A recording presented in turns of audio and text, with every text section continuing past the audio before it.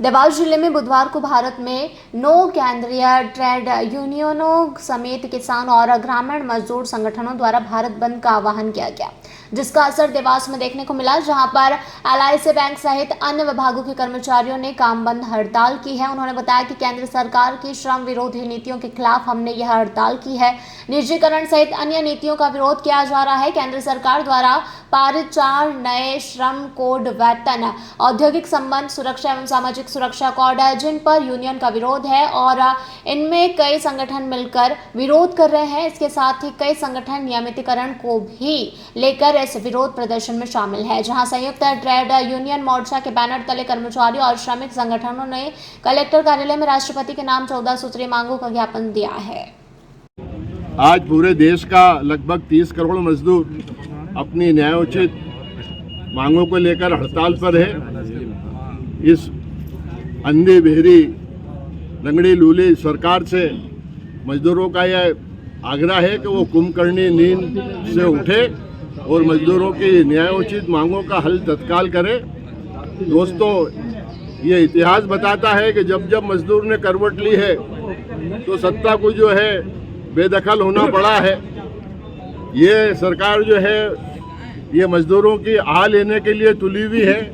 ये देश की पहली ऐसी हड़ताल है जिसमें कर्मचारी अपने लाभ के लिए कुछ भी बात नहीं कर रहा है। ये समाज के शोषित पिछड़े वर्ग के जो परेशान मजदूर हैं उनकी आवाज़ उठाने का हम प्रयास कर रहे हैं। देश में 4 काले कानून लाए जा रहे हैं और कोई सुनने वाला, कोई देखने वाला नहीं है। आज 20-20 साल से आउटसोर्स के कर्मचारी जो है, जिनका वेतन 6,000 से चालू हुआ था, आज वो 12,000 में नौकरी कर रहे हैं। इस महंगाई के ज़माने में 12,000 में एक परिवार पालना, इसमें माता पिता पत्नी बच्चे, कितना कठिन काम है। पर ये निष्ठुर सरकार इस ओर कोई ध्यान देने नहीं जा रही है। इसलिए आज देश का मजदूर सड़कों पर उतरा हुआ है। आपका नाम और पद?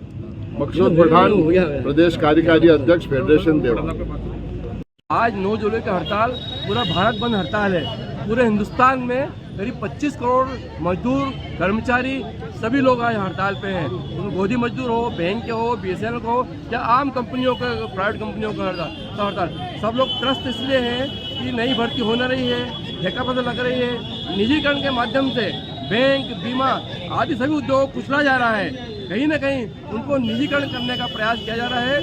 इससे इस जनता का जो पैसा जो है वो आज जो आम हित में लगना चाहिए, बैंक का, बीमे का, वो आज उस पर खतरा उत्पन्न हो गया है। वो जो उद्योगपति लोग हैं गिद्ध दृष्टि जमा कर लगे हुए हैं कि ये किसी तरह से उद्योगपतियों के कब्जे में आ जाए। इसलिए दूसरा ठेका पता, रेलवे में कुछ ठेका पता कर दिया गया है, अन्य जगह आउटसोर्सिंग बढ़ाई जा रही है। इनकी गिद्ध दृष्टि बैंक, बीमा हमारे फंड के ऊपर लगी हुई है, तो हम इसका विरोध कर रहे हैं निजीकरण का। हम चाह रहे हैं कि निजीकरण बंद हो, नई भर्ती चालू हो, शोषण बंद हो, संविदा प्रथा बंद हो और ये ठेका प्रथा बंद हो। कितने संगठन? आज पूरे देश में सरकार को यह संकेत दिया जा रहा है कि जिस तरह की जो आपकी नीतियां संसद में आप बनाने जा रहे हैं, 60 कानून की जगह केवल 4 कानून बदल रहे हैं। ये श्रमिक साथी, अधिकारीगण सब समझ रहे हैं कि ये सरकार किसके इशारे पर काम कर रही है। ये पूंजीपतियों की सरकार जो केवल अडानी अंबानी के कहने पे नियम संशोधित कर रहे हैं, ये शोषण का एक तरीका है। इनके अधिकारों को आप मारना चाहते हैं। एफडीआई ले आए आप एलआईसी में 100%, आप सारे के सारे सरकारी उपक्रमों को, जो नवरत्न उपक्रम को मारे जा रहे हो, जितने श्रमिक हैं उनको शोषण किए जा रहे हो। इसके खिलाफ आज पूरे देश में आंदोलन है। उसी कड़ी में आज देवास में सारे यूनियंस मिलकर आज धरना प्रदर्शन कर रहे हैं। यह तो एक प्रतीकात्मक रूप से है। अगर सरकार नहीं मानी तो इससे भी कड़ा आंदोलन पूरे देश में किया जाएगा और शहर कांग्रेस कमेटी उनके साथ कंधे से कंधा मिलाकर हमेशा साथ देगी। मजदूर एकता। देवास से ब्यूरो चीफ अभिषेक सोनी की रिपोर्ट।